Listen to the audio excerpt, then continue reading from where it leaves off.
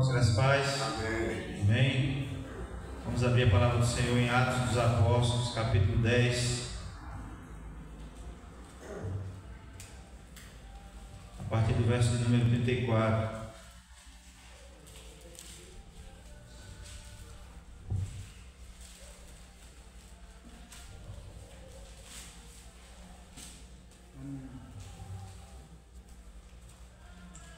Atos, capítulo 10, a partir do verso 34. Diz assim a palavra do Senhor: Então Pedro começou a falar e disse: Reconheço por verdade que Deus não trata as pessoas com parcialidade.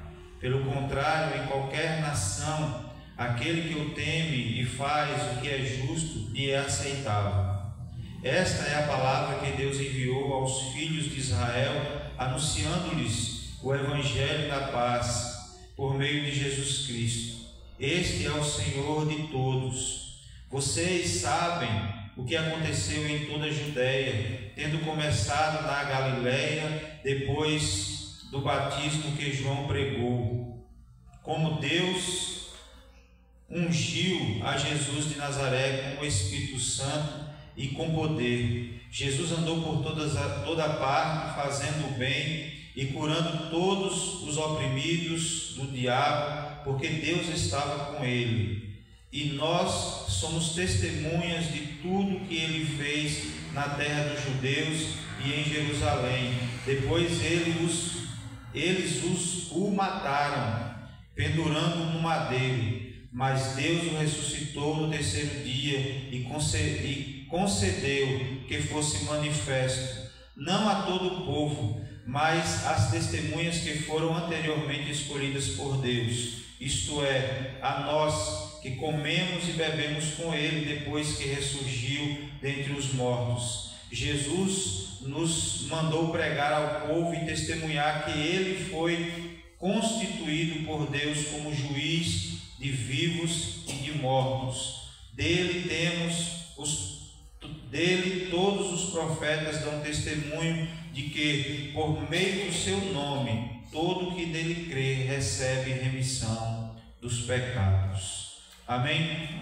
Hoje um culto de celebração da ceia do Senhor, e quando nós olhamos para esse texto, nós vemos aqui que Pedro se coloca como testemunha de Cristo, aquele que participou do ministério de Jesus, que viu Jesus sendo morto, que viu o Jesus ressuscitado, que comeu e bebeu com ele. O Espírito não come, não bebe. Jesus ressuscitou em carne e ele se apresenta ao povo aqui como uma testemunha de Cristo, pregando o Evangelho, dizendo: olha, o Evangelho não é apenas para judeus, é para todo aquele que aceitar a palavra do Evangelho, e é por isso que nós estamos aqui nessa noite, porque o Evangelho chegou até nós. E nós celebramos a ceia como olhando para o passado, por aquilo que Jesus fez por nós, se entregando numa cruz, celebrando o presente pelo fato de estarmos em comunhão com Deus e com Ele, e por isso nós estamos aqui para tomar a ceia e olhando para o futuro com esperança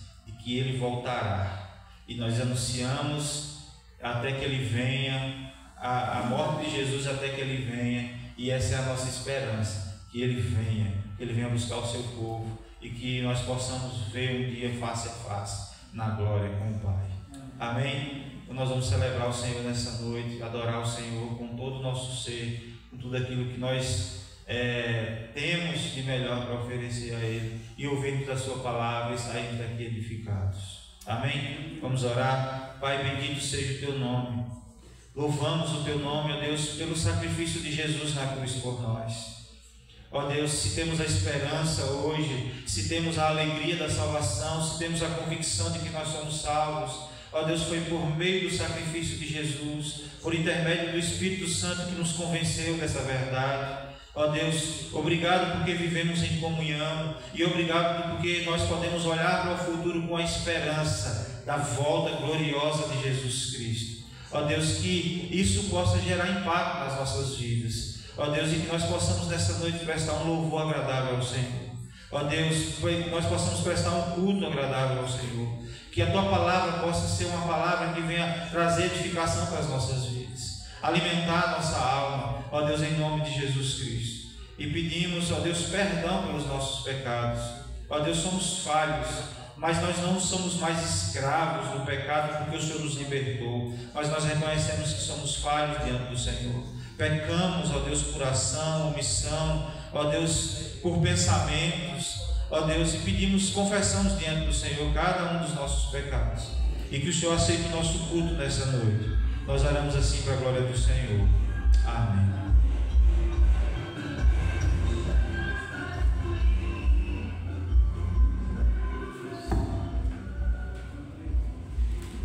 Boa noite, a graça e a paz do Senhor Jesus, amém? Vamos adorar o Senhor, bendizê-lo, declarar que somos gratos por tudo que Ele tem feito por nós, tudo que Ele tem feito nas nossas vidas, amém?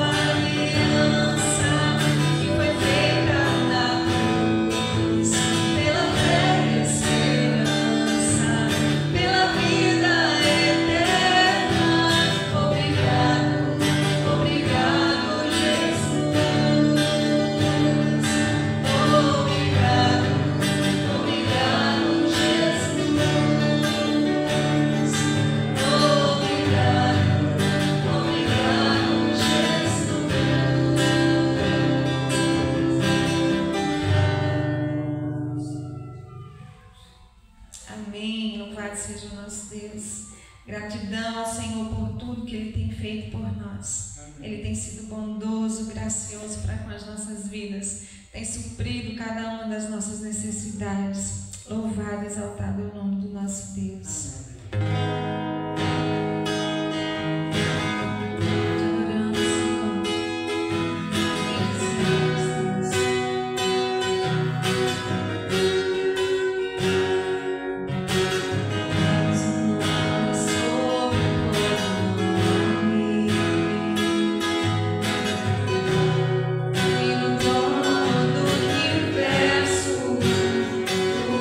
Estás, teu domínio é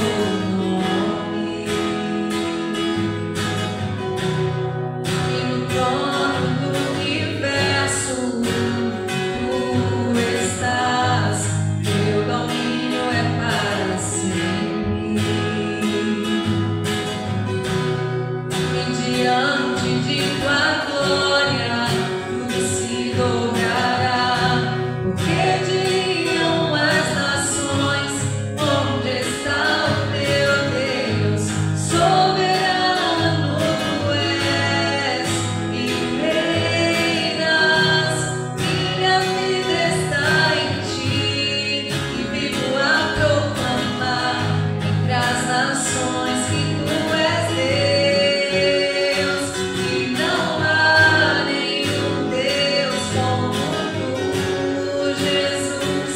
Não há nenhum Deus como tu, e não há nenhum Deus como tu, Jesus. Adorado, exaltado,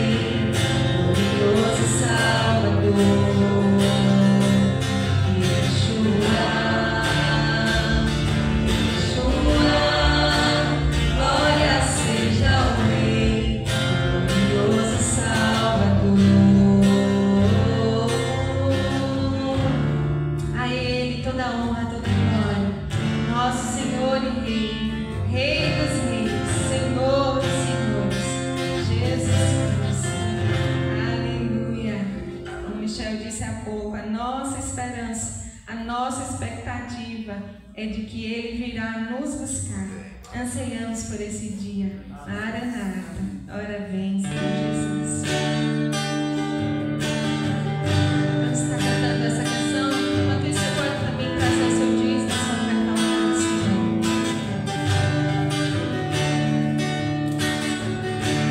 Dia lindo, não vejo eu encontrar a eterna glória que prometida está. Luz e alegria posso então sentir, pois Jesus Cristo já está por vir. Jesus virá outra vez aqui. Jesus virá mais uma vez aqui. E todos juntos em um só louvor, cantemos todos, Ele é o nosso Senhor. Ele veio ao mundo para ser parte da paz. Ele foi tentado e não pecou jamais. A sua vida foi um exemplo de amor. Por isso eu canto, Ele é o nosso Senhor. Jesus virá outra vez aqui. Jesus virá mais uma vez aqui. E todos juntos em um só louvor, cantemos todos, Ele é o nosso Senhor. Ele veio ao mundo para ser parte da paz. Ele foi tentado e não pecou jamais. A sua vida foi um exemplo de amor.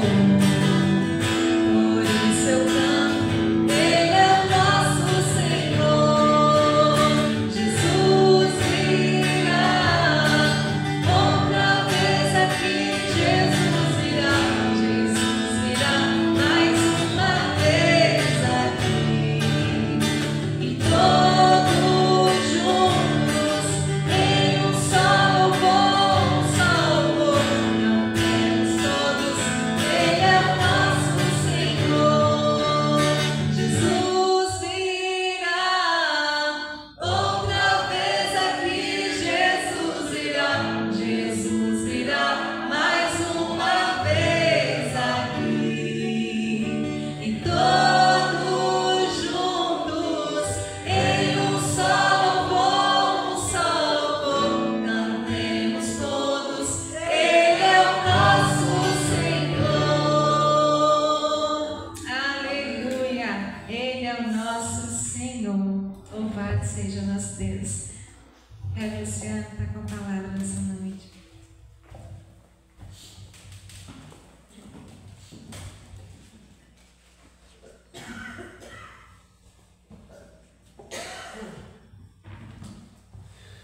Graça e paz, meus irmãos. Quem estaria aqui hoje com vocês seria o pastor Bira, mas apareceu um compromisso e ele pediu que eu estivesse com os irmãos. E é um prazer estar com vocês, né? É um prazer estar com os amados irmãos. Nós, ano após ano, a gente chega aqui, a igreja é um grupo coeso, mas pequeno, mas a gente tem que sempre se animar, porque em Cristo nós sabemos que muitos são chamados e poucos escolhidos. Tem muita igreja cheia, mas não é de convertidos. Tem muita gente que vai para a igreja sem nenhum tipo de conversão. Nós gostaríamos de meditar com os irmãos sobre aquilo que meditamos ontem lá na igreja da Pão. O pastor Bíblia pediu que eu pregasse ontem lá para ele ir em Canarana distribuir a ceia. E como eu disse ontem, eu prefiro pregar sermão expositivo, e sermão temático para mim é muito desconfortável. O que é temático? Falar sobre família é um tema, né? E aí você tem que ficar procurando o texto. E 3 textos ficaram sempre, durante os dias que eu fiquei estudando, na minha cabeça. E eu tinha que escolher um e não consegui escolher, até que por fim resolvi fazer uma mensagem em 3 textos. Quer dizer, fugindo do padrão de usar só um texto num livro só, né, e se deter ali. E justamente para falar sobre família, né? Mas eu queria falar para casais. Aí você diz assim, mas pastor, só tem o senhor, Michel com Amanda, o senhor também está sozinho aqui, né? Então só tem de casal aqui nessa noite, irmão Milton e Michel com Amanda, né? Mas vejam que muitos aqui são casados e vão para os seus lares, e lá tem o seu cônjuge, né? Outros vão casar, se Deus quiser, e tem que aprender o princípio antes que o casamento aconteça.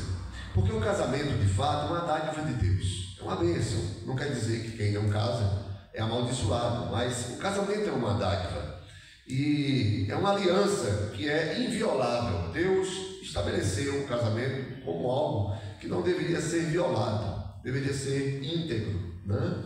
E quando ele fala do seu reino, do seu povo, ele trata, por incrível que pareça, a sua igreja como uma família, e fala também que a sua igreja é a noiva de Cristo, para passar essa ideia de que o casamento é tão especial que quando Deus fala dessa união de Cristo com a igreja, é como a igreja sendo aquela que vai ser desposada pelo seu noivo, que é Cristo, para que formemos então essa maravilhosa família do povo de Deus. E geralmente quando a gente fala de inviolabilidade, ou seja, que nada atrapalhe, a gente pensa muito nas coisas externas. Então a gente pensa em adultério, a gente pensa em crise econômica, a gente pensa em dificuldades para a sobrevivência, crises no país, rumores de guerra, dificuldades com as mudanças climáticas. Sempre a gente pensa que as nossas dificuldades conjugais sempre são de fora para dentro. Inclusive, isso aqui vale um parêntese.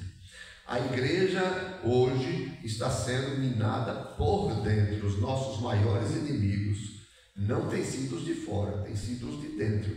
Dentro da igreja, a igreja tem sido minada. Não é a igreja de Patos, a igreja cristã, onde coisas acontecem, pessoas pregam, ideias são vendidas que minam a igreja, e é por dentro, né? E Paulo já falava isso logo no início, quando ele vai então para Roma ser condenado e depois decapitado. Ele chama os presbíteros e diz assim, olha, que haveria de no meio de vós penetrar lobos vorazes. E ele vai falar então destes que se infiltram na igreja como lobos, né? Um lobo, ele pode até querer comer alguma ovelha se ela estiver fora do aprisco ali, mas quando ela está dentro do aprisco, ela tem que entrar no aprisco. E é incrível que Paulo vai tratar desses lobos como aqueles que conseguem se infiltrar e dentro da igreja causar problemas e desviar a igreja. Então, quando a gente fala de casamento, é a mesma coisa. A gente fica pensando que os nossos problemas só são externos. Mas eu queria meditar com vocês no fato de que existem também inimigos internos. E os inimigos internos, às vezes, a gente atribui aos filhos, ou a um filho que está desviado, mas lembrem-se que o casamento primeiro começa com um homem e uma mulher. Os filhos só são consequência. Eles podem vir a existir ou não, e eles não devem ser a causa da divisão do casamento. Não pode ser um motivo principal, como um aspecto interno que gera cisma. Então, quem é que gera essa fraqueza que viola essa inviolabilidade do casamento? É o próprio casal. É o próprio casal, quando em algum determinado momento aquela aliança que eles têm, que deveria ser um lugar de refúgio e edificação, se torna um pacto de confirmação do erro. Ela se torna então uma aliança perigosa. Então, quando um casal, em vez de ser aquela bênção de um para com o outro, onde eles deveriam criar um ambiente de refúgio, de proteção e de edificação. O casal, no compactuar do erro, se torna então um casal que tem uma aliança perigosa e traz consequências para eles. Ontem eu não citei alguns, mas eu ficava lembrando de alguns ali, sentadinho no banco, de outros casais bíblicos, que a gente vai ver só 3 deles para ver esse problema. E a nossa temática de hoje é essa, alianças perigosas. Alianças perigosas. O símbolo do casamento é o quê? Uma aliança.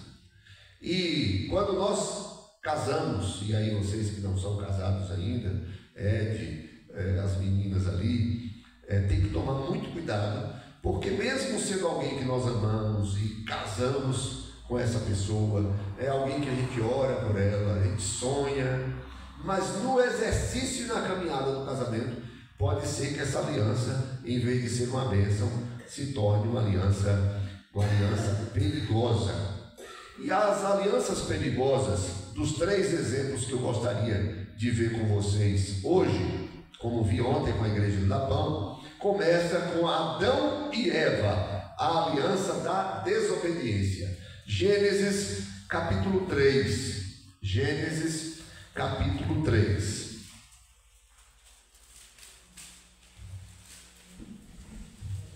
Livro de Gênesis, capítulo 3, versos 1 em diante. Adão e Eva fazem uma aliança que a gente pode dizer que foi uma aliança de desobediência. Mas a serpente, mais sagaz que todos os animais selváticos que o Senhor Deus tinha feito, disse à mulher: é assim que Deus disse, não comereis de toda a árvore do jardim. Vejam que aqui, antes de continuarmos a leitura, existe já uma postura da serpente, que é Satanás, de, sendo o pai da mentira, já mentir. A gente precisa entender que no Éden era tudo o homem poderia comer com a sua mulher, tudo menos um fruto, menos de uma árvore. Todas poderiam, era tudo menos um. Então não era algo absurdo, está aqui tudo para você, só não faça isso. Não é essa a proposta que Potifar faz a José também? Está aqui, você tem controle sobre tudo na minha casa, só não toque na minha mulher. Então isso é uma condição, é muita vantagem, você ter tudo menos uma coisa só. E aí a serpente então diz: não comereis de toda a árvore do jardim. Respondeu-lhe a mulher: do fruto das árvores do jardim podemos comer. Ou seja, aquela ideia de que Eva era como se fosse uma índia e Adão também, que não tinha discernimento nenhum, que não tinha capacidade nenhuma, era como se fosse uma pessoa meio abestalhada. A gente constrói a ideia de Adão e Eva como 2 abestados lá no paraíso, inocentinhos, que não tinham capacidade de refletir, de ponderar, e que foram enganados assim pela serpente, porque os bichinhos eram besta, sabe? Era meio troiadozinho. E aí a serpente facilmente enganou eles. Não, veja, a mulher tem percepção. Ela diz assim: respondeu-lhe a mulher: do fruto das árvores do jardim podemos comer. Você está errado. Não é assim não. E aí continua: mas do fruto da árvore que está no meio do jardim, disse Deus, dele não comereis, nem tocareis dele, para que não morrais. Ou seja, ela sabia o que ela não podia fazer, e Adão também. Então eles tinham a consciência do que podiam e do que não podiam. E isso é a lei moral de Deus. Deus colocou no ser humano uma lei moral, e essa lei moral faz com que todos nós saibamos quando estamos errados, quando estamos fazendo alguma coisa errada. Nós temos a capacidade de discernir já as coisas e tomar decisões, não perfeitas por causa do pecado, mas esses aqui sim. Eles não tinham a depravação total, eles não estavam debaixo do pecado como nós. E aí a serpente vira para ela e diz assim: então a serpente disse à mulher: é certo que não morrereis, porque Deus sabe que no dia em que dele comerdes, se vos abrirão os olhos, e como Deus sereis conhecedores do bem e do mal. vendo a mulher que a árvore era boa para se comer, agradável aos olhos e árvore desejável para dar entendimento, tomou-lhe do fruto e comeu, e deu também ao marido, e ele comeu. Abriram-se então os olhos de ambos, e percebendo que estavam nus, coseram folhas de figueira e fizeram cintas para si. Verso 8: quando ouviram a voz do Senhor Deus, que andava no jardim pela viração do dia, o que aconteceu? Esconderam-se da presença do Senhor Deus, o homem e sua mulher, por entre as árvores do jardim. E chamou o Senhor Deus ao homem e lhe perguntou: onde estás? Ele respondeu: ouvi a tua voz no jardim, e porque estava nu, tive medo e me escondi. Veja que aqui o homem não só tem ciência do que ele podia fazer e do que não podia fazer, como também depois ele viu que a escolha que ele fez foi uma escolha ruim. Eles começaram a ter vergonha um do outro e tem que cobrir a sua nudez, porque eles viram a consequência do pecado, mudando o seu modo de olhar. Mas não só isso, depois eles fogem de Deus, porque eles sabem que haviam desobedecido. Então vejam que este casal, este primeiro casal, que deveria ter uma convivência como um casal abençoado, eles então, na conivência do pecado, um com o outro, praticam o pecado original, que faz com que você e eu nos tornemos pecadores e mortais. Adão errou não exercendo a sua liderança. Em nenhum momento Deus fez pacto com Eva. Isso não é machismo. É porque o pacto foi feito com o primeiro Adão, que era o representante da espécie humana. E da mesma forma que Deus fez um pacto com Adão e Adão desobedeceu e o pecado entrou no mundo, Deus fez um pacto com seu filho, o segundo Adão, e por meio dele nós seremos libertos totalmente do pecado. Então veja que Adão, em vez de ter a liderança espiritual sobre a sua casa, sobre a sua esposa, em vez de alertar a Eva e dizer: mulher, você não deveria ter comido, o que é isso? Você fez uma bobagem, lembra que o Senhor proibiu. Eu não sei o que aconteceria com ela, se Deus ia tirar a vida de Eva, ou se Deus ia perdoar Eva. Eu não sei o que aconteceria. Eu só sei que um pacto foi quebrado com Adão e Deus, e foi um pacto que Deus fez com Adão. Adão desobedeceu justamente porque eles tiveram uma aliança perigosa, e a aliança que eles fizeram foi justamente da desobediência, e trouxeram sobre si e sobre toda a espécie humana o castigo de Deus sobre eles e sobre nós. Então a unidade, que era uma bênção, por isso Adão, quando vê Eva, diz: essa é carne da minha carne. Agora os dois se tornam uma só queda, pecadores que precisam ser expulsos do Éden, que precisam então serem afastados da comunhão com Deus, e para que Deus não os destrua, Deus sacrifica um animal para vestir Adão e Eva. Tudo aponta para Cristo, da mesma forma que nós carecemos de Cristo. Então veja que havia ali a sombra do Redentor, onde Deus sacrifica o primeiro animal para vestir Adão e Eva, e há o sacrifício então do animal, e isso vai acontecer com Abel. Por isso Abel é aceito e Caim não. Isso vai acontecer em todos os momentos do Antigo Testamento, até culminar quando João vê Jesus e diz: eis o Cordeiro de Deus que tira o pecado do mundo. E esse Cordeiro que tira o pecado do mundo obedeceu. Pastor Bira já pregou sobre isso, e foi um sermão que eu sempre lembro, que Adão e Eva tinham todas as condições necessárias e propícias para obedecer, e desobedeceram.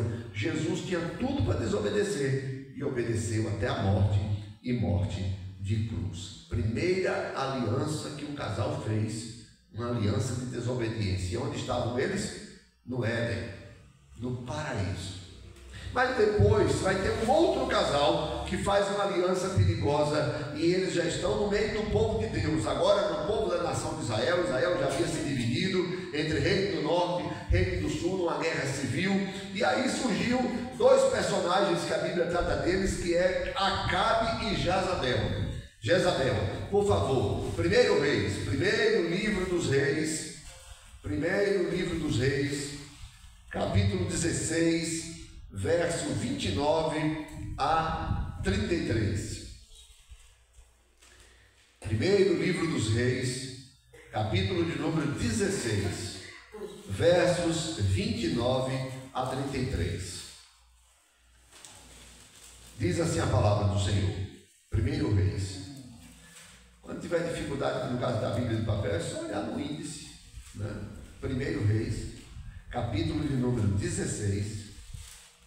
Primeiro livro dos Reis, capítulo 16, verso 29 até o verso 33.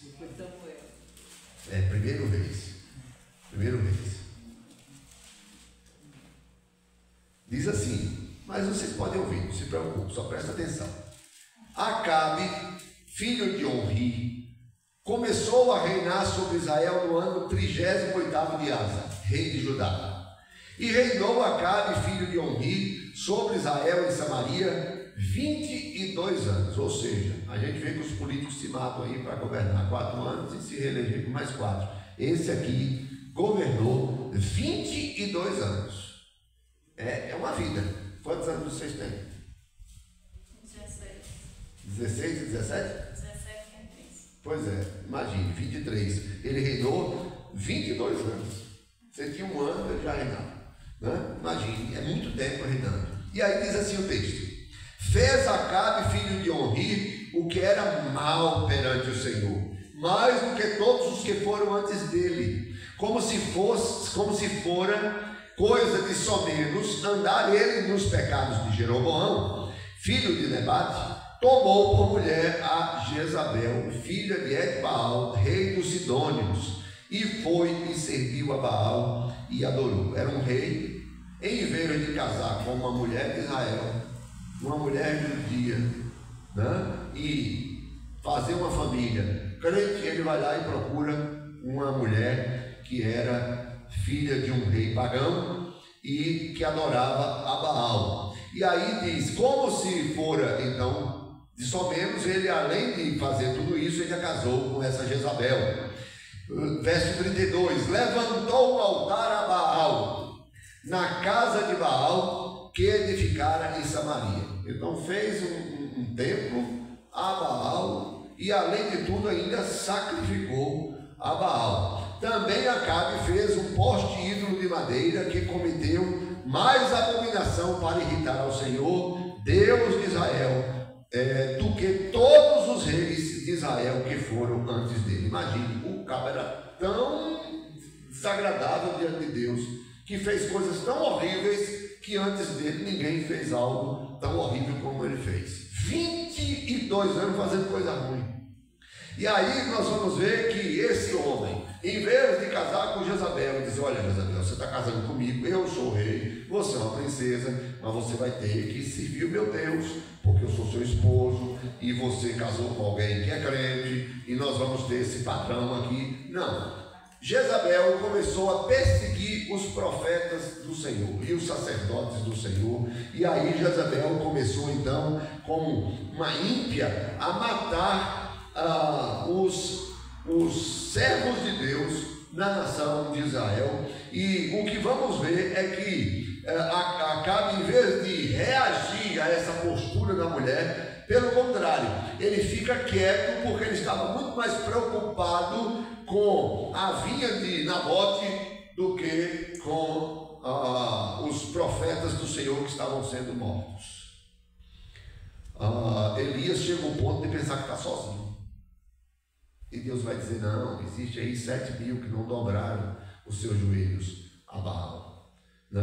Eu não lembro o nome do personagem, que diz assim, não, eu levava pão para os profetas que eu escondi numa caverna, para poder que eles não fossem mortos. Então a gente vai ver que essa mulher era uma mulher ímpia e então quer destruir o culto ao Deus verdadeiro em Israel, e esse rei, em vez de reagir e proteger o culto de Deus em Israel, ele faz virar um idólatra. Gente, isso aqui é extremamente importante, porque ele, em vez de ser alguém firme e proteger não só o culto a Deus, como também o seu próprio povo, mas não, ele deixa que ela comece a matar e a perseguir o povo de Deus. E ele então está preocupado preocupado muito mais com infantilidades. Uma das infantilidades eu já citei, que era justamente, ele queria comprar uma vinha, que ele achou bonita, foi lá, fez a proposta, o dono disse, não, isso aqui é uma herança de família, não posso vender não, que de fato não podia. Pela lei de Deus, você recebia uma herança, você podia até passar ela para frente até o ano do jubileu. Depois do ano do jubileu era restaurado para você. Mas ele não tinha dívida, não estava precisando de entrar nesse padrão. O que é que ele diz? Não tenho interesse de vender. E acaba fica triste. E a mulher chega lá para ele e diz assim, por que está tristinho, meu maridinho?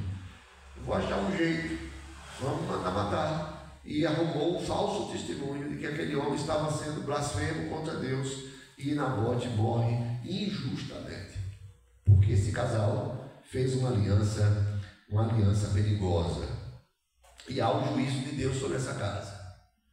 Jezabel, depois que cai numa torre, empurrada de lá de cima, os cães comem a sua carne e não acham o seu corpo. E já Acabe também, toda a sua descendência é destruída, conforme 2 Reis, capítulo 9, verso 30 a 37. A idolatria unida se torna multiplicada, e o juízo é certeiro, então, sobre os idólatras, e foi o juízo sobre Acabe e Jezebel. Poderiam viver como ela era filha de rei, ele também rei, era para viver muito bem, mas não, chegaram à ruína. Causaram muitos problemas, causaram muitas dores, mas eu não tenho medo de errar. Isso aí só foi o princípio das dores. Eles causaram dores, eles morreram, mas isso é só o princípio. Coisas piores haverão de vir sobre eles, porque eles serão lançados no fogo do inferno, porque não morreram como tementes a Deus, morreram como ímpios. De igual forma, alianças perigosas nós podemos ver agora no seio da igreja. Ananias e Safira, veja, Éden, aliança perigosa, a aliança da desobediência. Em Israel, aliança de quê? Da idolatria, causada por Acabe e Jezabel. E agora no capítulo 5 de Atos dos Apóstolos, capítulo número 5, Atos 5, Atos dos Apóstolos, capítulo 5, versos de 1 a 11. Atos 5, de 1 a 11. Ananias e Safira, a aliança da hipocrisia. Olha o outro problema agora. Nós falamos de desobediência, falamos da idolatria, e agora a hipocrisia. Olha o que diz o texto. Entretanto, certo homem chamado Ananias, com sua mulher Safira, vendeu uma propriedade, mas em acordo com sua mulher, olha a aliança, reteve parte do preço, e levando o restante, depositou aos pés dos apóstolos. Então disse Pedro: Ananias, por que encheu Satanás teu coração, para que mentisses ao Espírito Santo, reservando parte do valor do campo? Conservando-o, porventura, não seria teu, e vendido não estaria em teu poder? Como, pois, assentaste no coração este desígnio? Não mentiste aos homens, mas a Deus. Ouvindo essas palavras, Ananias caiu e expirou, sobrevindo grande temor a todos os ouvintes. Levantando-se os moços, cobriram-lhe o corpo e, levando-o, o sepultaram. Quase 3 horas depois, entrou a mulher de Ananias, não sabendo o que ocorrera. Então Pedro, dirigindo-se a ela, perguntou-lhe: Dize-me, vendeste, portanto, aquela terra? Ela respondeu: Sim, portanto. Tornou-lhe Pedro: Por que entrastes em acordo para tentar o Espírito do Senhor? Eis aí a porta os pés dos que sepultaram teu marido, e eles também te levarão. No mesmo instante, caiu ela aos pés de Pedro e expirou. Entrando os moços, acharam-na morta e, levando-a, sepultaram-na junto do marido. E sobreveio grande temor a toda a igreja e a todos quantos ouviram a notícia destes acontecimentos. Vejam que aqui nós encontramos um casal que mente ao Espírito Santo de Deus. Deus nos chamou não para vivermos uma vida de hipocrisia. Deus nos chamou para dizer ao mundo que nós somos pecadores, não somos perfeitos, mas fomos comprados pelo sangue de Cristo.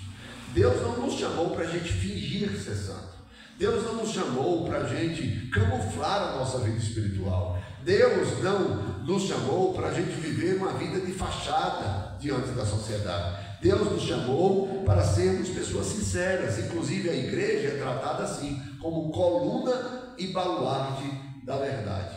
Por incrível que pareça, as igrejas hoje têm se tornado cada dia mais um ambiente de hipocrisia, de mentiras, de falsas manifestações espirituais, falsas ações de Deus, e muitas vezes são só teatros, fantasias, enganações, para poder manipular pessoas, para que as pessoas deem dinheiro, para que as pessoas sejam governadas e manipuladas. E isso está cheio de gente que na igreja está lá, é uma coisa, e depois em casa é outra. Isso é grave. Não é que você tem que ser no ambiente doméstico a gente tem uma liberdade de fala. No ambiente doméstico a gente, de fato, é onde a gente é mais a gente mesmo. É onde as pessoas da casa conhecem bem a gente, desde sempre.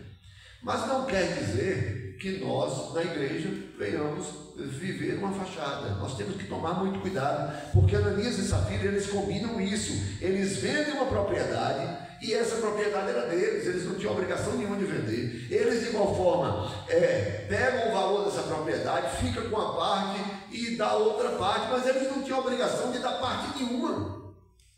E podiam dar 1%, 2%, 5%, 10%, 90%, era deles. Não havia nenhuma cobrança para que eles dessem à igreja, mas eles queriam ser aparentemente espirituais, como Barnabé foi. Eles queriam ter o padrão que Barnabé tem. Está no verso 36, que diz: José, a quem os apóstolos deram o nome de Barnabé, que quer dizer filho de exortação, levita natural de Chipre, como tivesse um campo, vendendo, trouxe o preço e o depositou aos pés dos apóstolos. Isso deve ter gerado, chamou a atenção. Rapaz, olha, ele, para ajudar a igreja, ele fez essa doação, então vamos fazer também. Não tem sido essa isca, inclusive, dentro das igrejas que a gente vê na televisão? Vou fazer um desafio aqui de R$1.000. Qual é a primeira pessoa que vai dar R$1.000? Aí, às vezes, tem uma pessoa que já é até combinada, levanta a mão. Olha, já temos o primeiro. Tipo um leilão, né? Aí, quem mais? Aí tem outro que nem tem condição, gente. E vai lá e entra nessa. E aí, temos um segundo ali, temos um terceiro. Que benção, temos o outro ali. E quem pode agora com 900?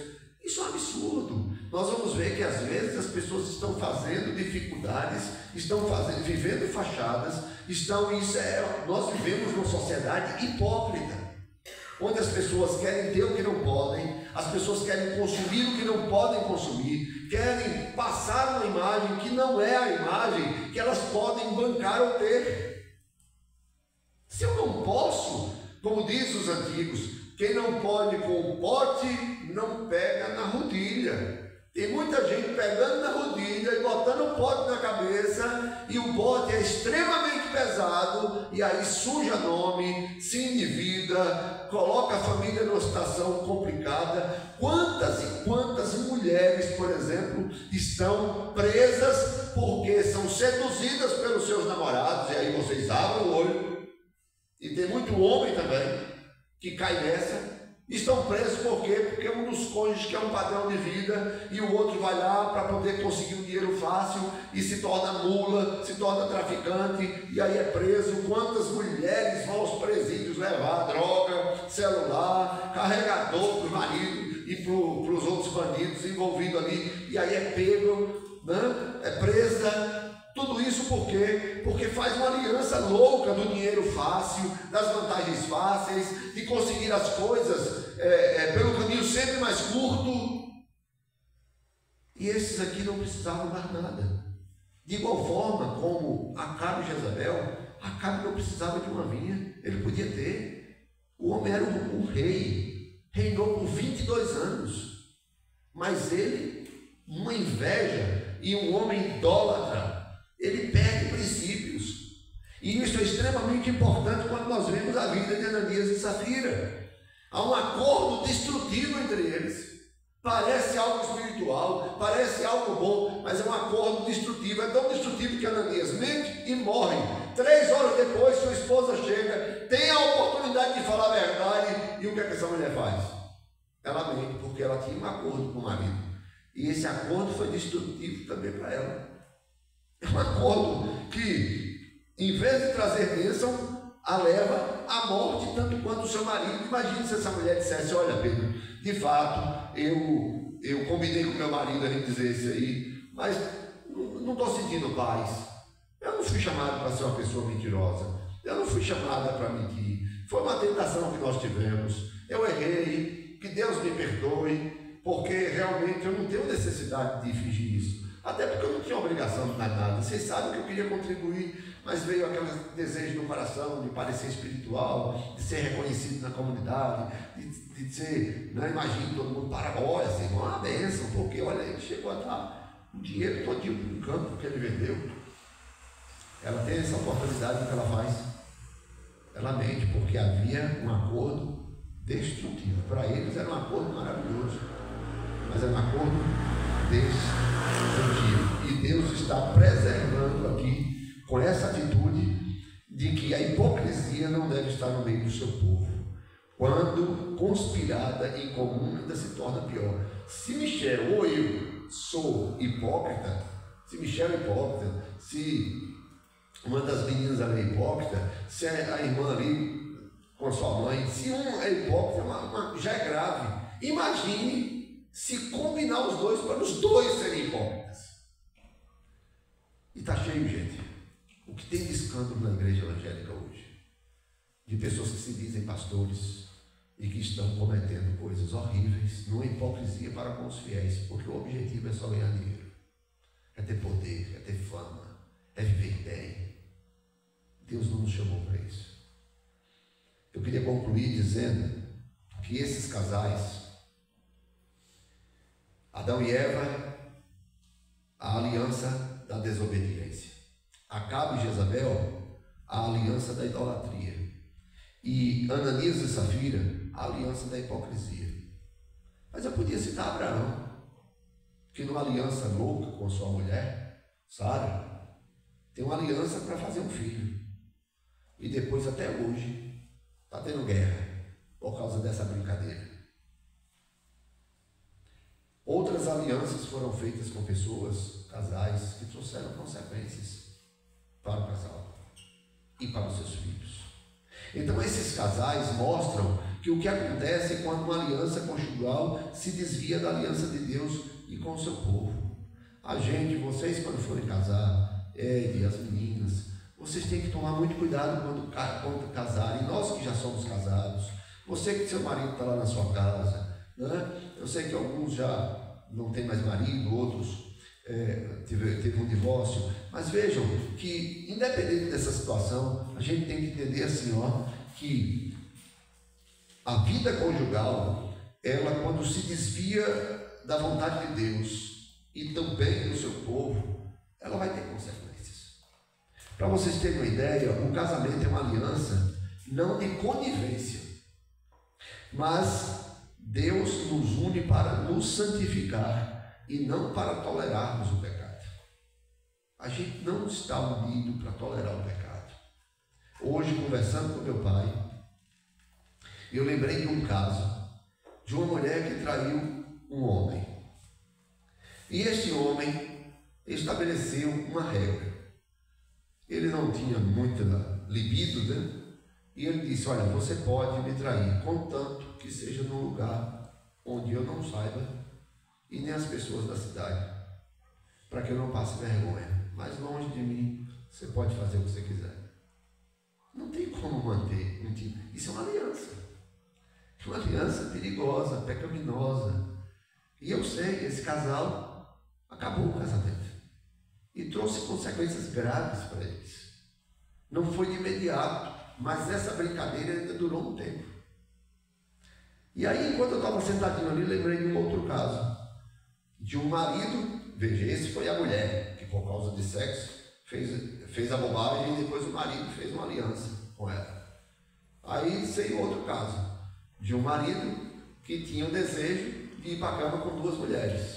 E a fantasia era ir com a mulher dele e outra. E a mulher dele cedeu. E depois essa mulher conversou comigo, pedindo para conversar com a Luciana sobre esse assunto, porque ela não tinha coragem de conversar comigo. E eles continuam ainda vivendo juntos, mas vivem um inferno. Vivem um inferno. Porque a moça cedeu e depois essa pessoa lá fez vídeos e fotografias e ficou chantageando eles muito tempo para não divulgar o que havia acontecido. E depois o marido vira e mexe, ainda queria que ela fizesse a mesma coisa com outras pessoas, e ela disse: eu não aceito mais isso. Mas por amor, por querer ficar com ele, por não querer acabar o casamento, está com esse homem, e inclusive esse homem não tem mais nada com ela. Alianças perigosas não estão só na Bíblia. Elas aparecem na Bíblia para que a gente acorde que elas podem um dia bater na nossa porta. E aí, meus irmãos, a gente tem que entender que se existe alguém que tem autoridade para chegar para Michel e dizer assim: Michel, eu estive pensando na proposta que você fez, isso não é certo, não. Isso não é da vontade de Deus. Isso vai ter consequências, não só para você, mas também para mim, para os nossos filhos. E eu não aceito isso, não. É a Amanda. De igual forma, quem tem mais liberdade de chegar para a Amanda e dizer, sabe aquela, quando as mulheres dizem, a Luciana diz isso, eu estava pensando numa coisa, eu já digo, ixi, misericórdia. Né? Quando diz assim, eu já digo, ela começa a sorrir, né? Quando eu digo, ixi, deixa eu me benzer. Né? Então, veja, quem tem essa condição total de dizer, Amanda, peraí, vamos pensar direito, deixa eu refletir sobre isso, vamos orar. Olha, parece algo muito bom, mas tem esse perigo. Pode acontecer isso pode ser assim, mas isso pode dar assado. E isso vai trazer consequências para a gente. E aí, não. E aí, a Amanda pode passar ali 3 dias de bicuda, cismada. Michel pode passar 15 dias com a cara enfundada, fechado. Né? Mas é melhor, isso não acaba casamento, não. Isso vale para o irmão Milton. Isso vale para mim, vale para a irmã ali, vale para a Luciana. Tem que valer para vocês no futuro casamento de vocês. Vale para vocês que tem um marido que está lá em casa, que não é crente, mas tem que seguir o padrão do que diz a Bíblia, que o lar da mulher crente é santificado não pelo marido descrente, mas pela mulher crente. De igual forma, o homem crente santifica o seu lar. Mesmo que sua mulher seja descrente, é ele que é a bênção de Deus naquela família, é ele que tem que ter juízo, é ele que tem que aprender a dizer não, é ele que tem que dizer, não é certo. De igual forma ela que tem que ter condição de dizer, não, isso não é certo, não é da vontade de Deus, isso é pecaminoso, isso vai trazer consequências. Nós estamos chegando perto do São João. Aqui eu acho que o problema é pouco sobre isso, mas em Japão, você como presbítero sabe disso. O que vai ter de mulher que vai dizer assim para o marido? O que é que tem, marido? Bora lá, eu comprei uma bota bonita e eu queria ver as luzes do São João. Bora levar os meninos no parquinho também. Mas na realidade é tudo desculpa para poder ir para o São João. Mas vai ter muito homem também que vai chegar para a mulher e dizer assim, não mulher, olha, eu estive pensando, seria bom a gente ir lá, vai que a gente quase não tem um Vale Night, quase a gente não sai só. Então vamos deixar os meninos e vamos aproveitar e vamos dar lá uma idinha no São João e daqui a pouco as coisas vão acontecendo. Mas existem outras alianças, não é só por festa, existem alianças de negociações ilegais, existem alianças para cometer erros como Jezabel que tirou a vida. Está cheio de gente fazendo coisas absurdas por dinheiro, inclusive dentro da igreja. Ananias e Safira estavam onde? Dentro da igreja. E Acabe e Jezabel estavam onde? Dentro da igreja também. Como assim, pastor? A igreja do Antigo Testamento era Israel. E Adão e Eva estavam onde? No paraíso. alianças perigosas. Que cada pessoa nessa noite reflita se estamos edificando a nossa casa ou afundando um ao outro. Michel tem que pensar assim: será que eu estou edificando a minha casa ou estou afundando a minha família? Amanda a mesma coisa, irmão Nilton a mesma coisa, sua esposa a mesma coisa, mas vocês também, mesmo como filhos. O que eu estou feito na minha casa? Será que eu sou alguém que sou um abençoador na minha casa ou eu estou afundando o meu lar? Tem muita gente que é crente, mas está afundando a sua família. Está afundando a sua família. E depois se esquece de que aquilo que o homem semear, isso ceifará.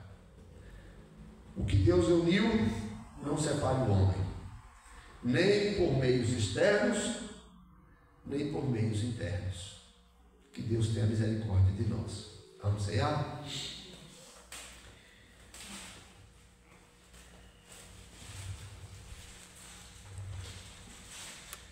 Mateus capítulo 26.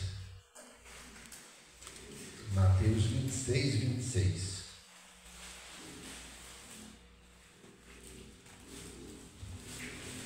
Mateus 26, 26.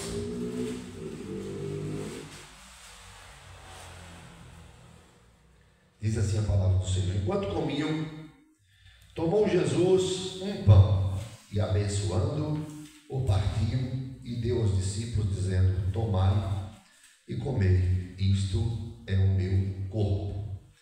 De igual forma nós fazemos. Senhor, obrigado por este elemento que separamos do uso comum para fortalecer a nossa fé. Em obediência ao teu Filho Jesus Cristo, nós fazemos como ele também, obediente à lei de Deus, celebrou a Páscoa. E como na cerimônia da Páscoa ele toma do pão e parte o pão. E nós, como discípulos do Senhor, também tomamos do pão e partimos o pão. Até aquele dia, aquele pão apontava para Isaac. Hoje nós sabemos que aquele pão sempre apontou para Cristo. E ele então nos revelou isso, ao partir o pão e dizer: isso é o meu corpo que é dado por vós. Nós de igual forma cumprimos a mesma ordenança do Senhor para a glória do Senhor. O Senhor então, depois de ter consagrado, partiu o pão e disse: isto é o meu corpo que é dado por vós. A seguir, Jesus tomou um cálice e, tendo dado graças, o deu aos discípulos, dizendo: bebei dele todos, porque isto é o meu sangue, o sangue da nova aliança, derramado em favor de muitos para a remissão de pecados. E diz ele então: digo-vos que desta hora em diante não beberei deste fruto da videira, até aquele dia que o hei de beber novo convosco no reino de meu Pai. E tendo cantado um hino, saíram para o monte das oliveiras. Aqui nós não temos esse problema, mas eu preciso tratar sobre ele porque eu estou achando um assunto de muita importância. Esses elementos são elementos comuns. O pão continua sendo pão, e vocês sabem disso. Quando você pega esse pão, você vê que ele tem textura de pão, formato de pão, ele tem cheiro de pão, ele tem gosto de pão. Seus olhos veem e sabe que é pão. Quando você pega, você sente até a textura, por sinal é um pãozinho novo, talvez até de hoje. O cheiro de fermento dá a ideia de que é um pão fresco. De igual forma, quando você pega um cálice e você coloca na boca, você vê que não é vinho, não tem álcool. Você, quando vai se aproximando, dá para sentir o cheiro, você vê a cor, você sabe que é um líquido. E aí os nossos sentidos vão ser trabalhados. Mas vejam que os nossos sentidos dizem o quê? Que isso é pão e suco de uva. Mas a própria palavra diz que estes elementos alimentam a nossa fé, porque Cristo se faz presente nesta cerimônia. E essa presença de Cristo, ela é real e espiritual. Ela é real, Cristo está entre nós, E é espiritual porque nós alimentamos a nossa fé. Depois que acaba isso aqui, acabou a ceia. Esses elementos voltam a ser elementos comuns. Não é que ele vai virar um elemento diferente. O pão vai continuar pão. O suco de uva continua suco de uva. Só que eles foram tirados do uso comum para uma cerimônia especial. E depois que acaba, eles voltam a ser elementos comuns. Só que, apesar de serem comuns, eles lembram. Se você, em algum momento, quando acabarmos a ceia, você olhar e tiver um pãozinho desse no chão caído, você vai dizer, olha, caiu um pão de quê? Um pão da ceia. Né? Se um cálicezinho desse estiver ali na pia ou dentro do vaso, você vai dizer o quê? Olha, onde está? Se eu jogo ali o vinho ali, o suco de uva, você vai dizer, olha, derramaram o vinho da ceia. Apesar de voltarem ao uso comum, eles foram separados e a nossa cabeça lembra para que eles foram separados. Eu fui celebrar uma ceia essa semana e enquanto eu estava celebrando, quando acabei, um pai saiu do banco, abriu a bandeja, pegou o pão e levou para os seus filhos. E tem sido comum. Outra igreja que eu fui disse que depois da ceia as crianças já ficam esperando lá na salinha para merendar o pão da ceia.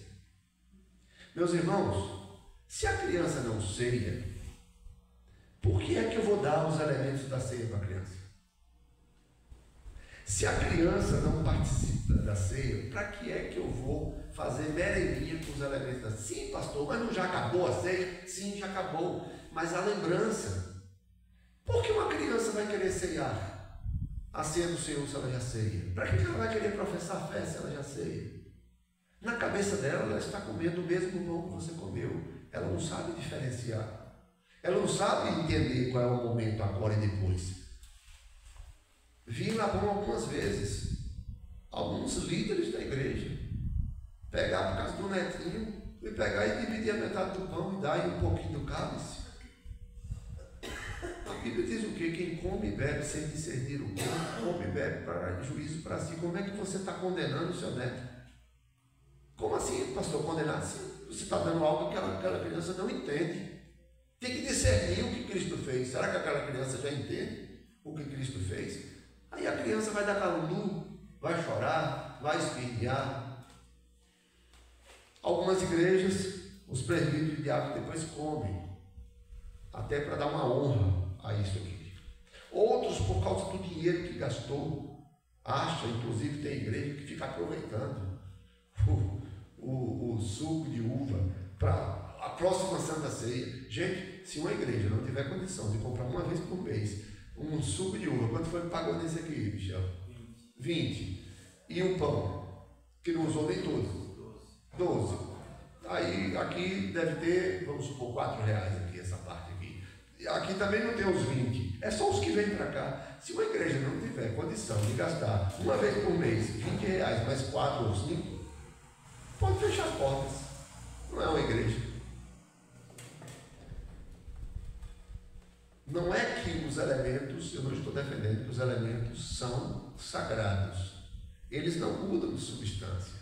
Mas nada que for utilizado no Antigo Testamento, nada que for utilizado de forma sagrada, é trazido para o uso comum e volta a ser tudo normal. Tudo que era usado era separado. E se a ceia foi tirada da Páscoa, o cordeiro pascal que sobrava para o outro dia não se guardava para comer depois. Era para ser queimado. É para ser descartado. Para que não caia no uso comum. Pastor, se entrasse uma pessoa aqui agora na igreja e dissesse, eu estou morrendo de fome, e se eu não comer eu vou morrer, e a gente visse que a pessoa estava passando fome ao ponto de que se a gente não desse comida para essa pessoa ela morreria, eu diria, meus irmãos, hoje a gente não vai cear, a gente vai pegar esse suco de uva e esse pão e vai dar para essa pessoa comer, porque a vida vale mais do que o pão o suco de uva. A vida de um ser humano vale muito mais para Deus do que uma cerimônia que a gente pode fazer outro dia. Mas não é o caso. Se as crianças não tivessem lanche, estivessem passando fome lá na África, também não é o caso. As crianças têm o seu lanchinho em casa. A igreja pode fazer um lanchinho para a criança. Não tem sentido nenhum a gente pegar e utilizar isso aqui como lanche. Por exemplo, não é a primeira vez que eu venho aqui, depois que a gente acaba a ceia, não tem um lanche ali. Vamos aumentar o lanche. Vamos pegar agora o suquinho de uva aqui, levar para lá. Vamos levar também o pãozinho para a gente comer depois. Perde todo o sentido. E nunca foi feito isso, louvado seja Deus. A gente come as pentas lá, toma um cafezinho, toma um chá, mas aqui foi separado para um uso comum, vamos descartar. É uma sugestão que eu dou para vocês. Descartem isso aqui. Não dê para cães, bote num saco bem apertadinho, descarte. Se quiser, vocês têm muito terreno aqui, se quiser cavar um pouquinho e botar ali, né? Não é enterrar a Santa Ceia, é se desfazer. Derramar ali, ninguém vai sentir falta disso aqui, só para que a nossa mente não atrele. Imagine, sair daqui, aí daqui a pouco Michel posta lá na rede social, passando manteiga nesses pãezinhos aqui, fazendo torrada, Amanda faz umas torradinhas, aí passa uma manteiguinha, né, bota um oréganozinho, está lá postando nas redes sociais, ó, o pãozinho da ceia, estou fazendo uso dele aqui. Para quê? Tem necessidade? Não tem. Tem alguém passando fome aqui? Não tem. O que é que Paulo disse? Olha o que Paulo disse. Lá em 1 Coríntios, falando sobre a ceia. Lá em 1 Coríntios 11, eu já vou encerrar. Aqui nem precisava estar falando tanto sobre isso, porque não temos crianças, mas tem sido assustador para mim isso aí. E tem muito pastor achando que isso é normal. Né? Aí Paulo vai dizer no versículo 34, se alguém tem fome, come em casa, a fim de não vos eu livres para juízo, quanto às demais coisas eu as ordenarei quando for ter convosco.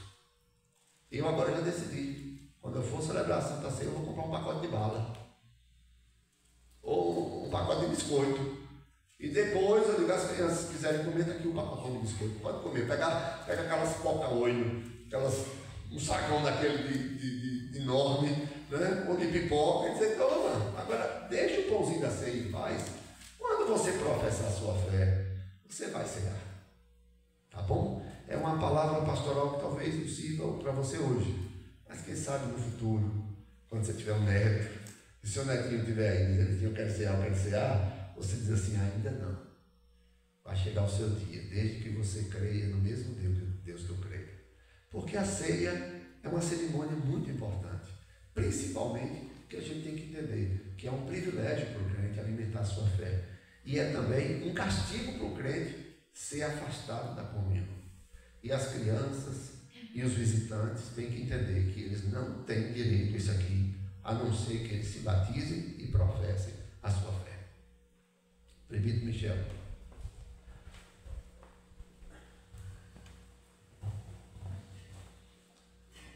Irmão Milton, por favor.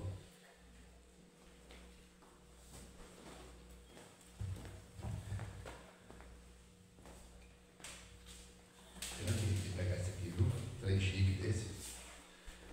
Disse o Senhor, esse é o meu corpo que é dado por vós, e este cálice é o cálice da nova aliança do meu sangue. Fazer isso todas as vezes que o comerdes e beberdes em memória de mim.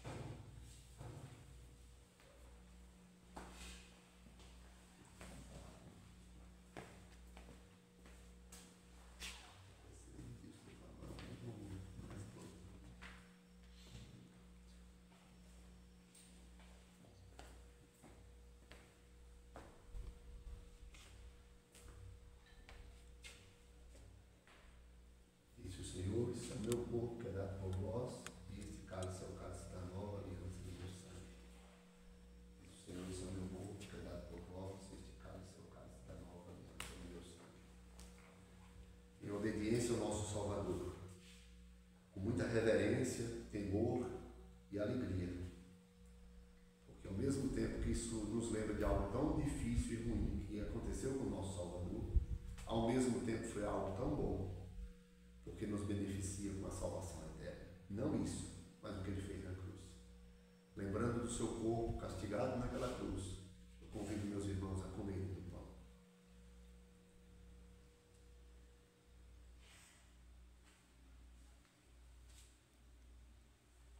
De igual forma, lembramos do seu sangue sendo derramado naquela cruz. Não um sangue qualquer, era um sangue de um ser humano, mas de um humano que foi justo diante de Deus. Por isso é o Cordeiro de Deus que tira o pecado do mundo. E o seu sangue foi justamente para remir as nossas vidas dos nossos pecados. Que Deus tenha misericórdia de cada um de nós, perdoando os nossos pecados. E esperamos que Jesus volte para nos buscar, como nos prometeu. E em obediência a Ele, lembramos desse sangue da nova aliança derramada no seu sangue, na sua vida, por nós. Maranata, Senhor Jesus. Vem nos buscar para que cumpramos aquilo que está em Apocalipse. A grande multidão que vem de todos os lugares, de todos os povos, de todas as línguas, que tem as suas vestiduras alvas como a neve, porque foram lavadas pelo sangue do Cordeiro. Louvado seja o nome do Senhor. Bebei dele todos.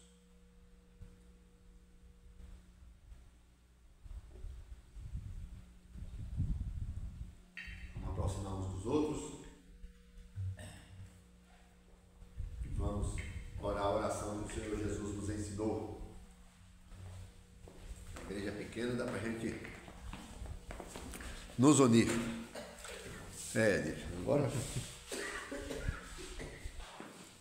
bota lá longe, que aí pega todo mundo lá longe, né? Lá em cima, perto do gasofilácio. Louvado seja Deus, né? Ó, para você, mas você não tem graça.